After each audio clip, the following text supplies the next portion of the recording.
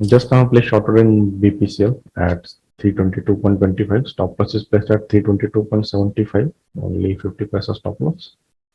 Let's see if it takes my order and then falls. It has made a red candle at the day high. That is the bearish presence. So let's see what happens. Okay, just now the BPCL sell order has been triggered. Now let's wait and watch. Stop loss is intact. No need to worry. It's a good retracement. Very perfect entry. After picking my entry, it is now coming down. So first it has to break this support, then it will come down. I have placed my target order at 320.20, which is 1:4 order shorted.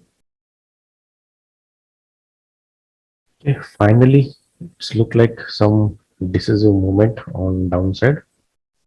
We can watch this price action, and this is called beauty of price action and finding a right level for entry as well as stop loss. So let's see if it breaks this support.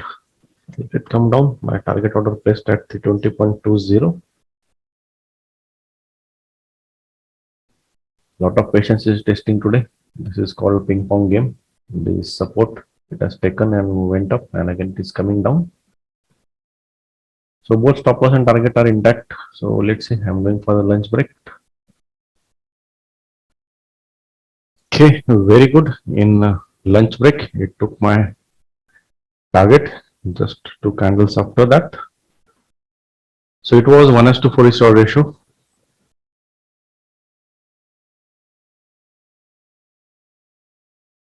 Hello traders, discuss करते हैं आज का trade BPCL का।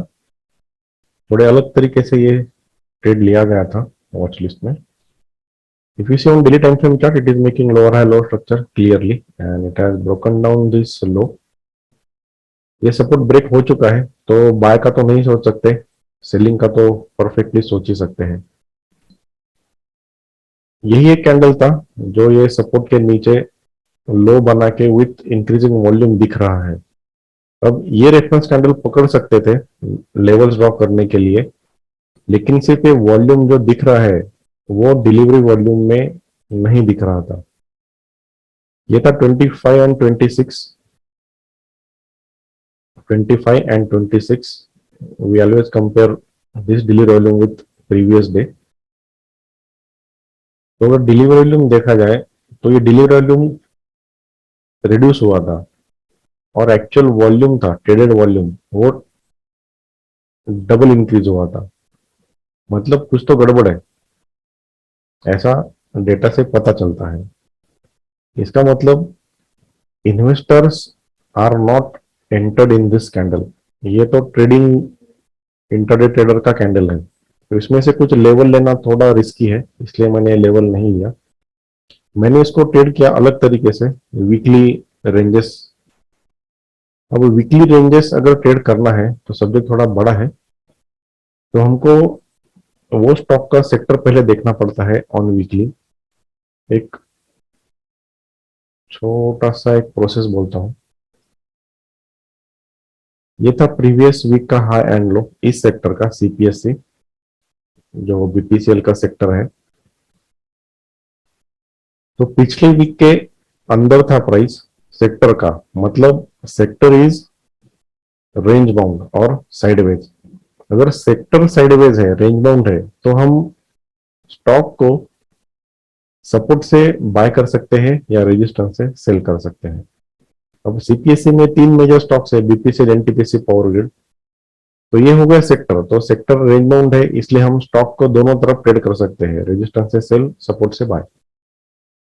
NTPC को अगर देखा जाए तो ये भी रेंज बाउंड है, मतलब ये भी सपोर्ट से बाय होगा, रेजिस्टेंस से सेल होगा, इसमें क्लियर डायरेक्शन नहीं है। पावर ग्रिड देखा जाए तो ये भी अंदर है सेक्टर के, और कल ब्रेक इंसर्ट हुआ था, ये वीकली के हाई लो को ब्रेक इंसर्ट करके अंदर क्लोज हुआ था, मतलब ये भी रेंज बाउंड है। क्लियर डायरेक्शन किसका है? सिर्फ भारत पेट्रोलियम का था। बीपीसीएल का था। अगर हम उसके वीकली हाई लो अगर मार्क करें और डेली में देखें तो कल इसने क्लियरली क्लोजिंग दिया था वीकली लो के नीचे। तो ये हो गया sector and stock analysis and filtering one stock from that sector to trade in clear direction.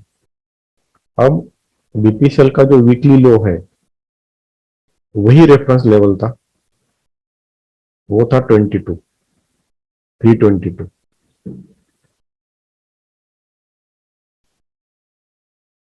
अब प्राइस नीचे क्लोज हुआ, नीचे ओपन हुआ, यस्टरडे क्लोजिंग इसके नीचे है, आज का ओपनिंग भी इसके नीचे, मतलब वीक ओपनिंग है, वीक क्लोजिंग है। तो अगर इस केस में अगर प्राइस ऊपर जाता है तो डरना नहीं है। ऊपर जाने के लिए उसको बहुत तकलीफ होगा क्योंकि ये रेजिस्टेंस है, वीकली लो है, ये प्रीवियस वीक का लो है, तो डरना नहीं है।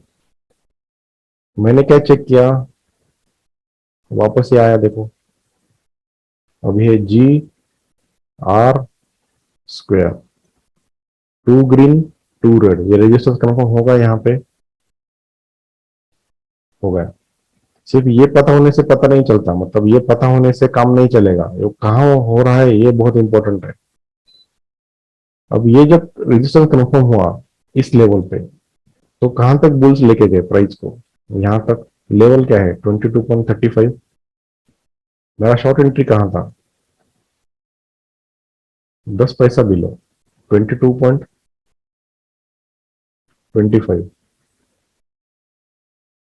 स्टॉप लॉस था डे हाई के ऊपर 10 पैसा, तो डे हाई था 60, तो मेरा स्टॉप लॉस था 75, 22.75, और टारगेट था 1:4, 20.20, जो इस कैंडल में एग्जीक्यूट हुआ। तो ये था ट्रेड 1:4। होप आपको समझ में आया रहेगा। और वो शायद आपको लगेगा कि ये थोड़ा डिफरेंट मेथड है एंट्री का या लेवल निकालने का, लेकिन ऐसा कुछ नहीं है। अगर ये भी रेफरेंस डे अगर अपन पकड़ो, अगर हम ऐसा सोचते हैं कि बेरिश ट्रेंडिंग कैंडल है, वॉल्यूम इंक्रीज नहीं है, लेकिन बेरिश ट्रेंडिंग कैंडल है और स्ट्रेंथ कैंडल है, तो इसका भी रेफरेंस अगर हम पकड़े अपने रेगुलर मेथड से तो भी काम हो जाएगा। अब जिगजैग ड्रॉ करेंगे तो ऐसा ही आएगा, ये हाई आएगा और ये एक हाई आएगा, मतलब ये रेजिस्टेंसेस है। और ये जो सपोर्ट था, जो इस मूव ने ब्रेक किया, तो कहां से सेलिंग चालू हुआ, ये तीन कैंडल से सेलिंग चालू हुआ, ये ट्रेंडिंग कैंडल से, ये ट्रेंडिंग जोन बना रहे हैं। तो एक्चुअल कहां से चालू हुआ, ये रेड कैंडल से। ये रेड कैंडल का टॉप कितना है 22.30, क्या हम वही पहुंच रहे हैं, क्या एंट्री यहीं से हुआ था शॉर्ट का।